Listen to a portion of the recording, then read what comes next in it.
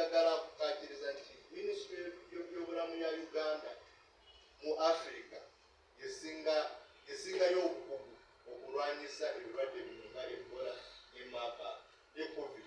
So temubeera n'okweralikirira kwenna, kino ekirwadde tugenda kimalako mu kaseera akatono nnyo, naye tubakubiriza nti bw'oba ofunye omuntu ng'alabise n'obubonero bwenjogeddeko okufulumya omusaayi okuva mu bitundu by'omubiri, alina olusujjasujja, alina lwaki, alina obukolu, okulaba nti mutegeeza eddwaliro eriri kumpi oba mukuba enamba ngaziza sulire ekitongole kya Ministry of Health eri noti 8 noti emu noti mukaaga genda giddamu noti 8 noti emu noti mukaaga.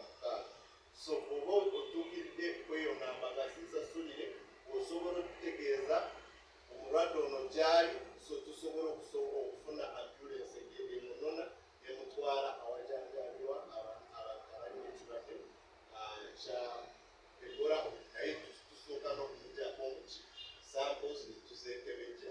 So bategeezeza nti minisitule y'ebyobulamu erina obuvunaanyizibwa okulaba nti ewa amawulire kirwadde kino.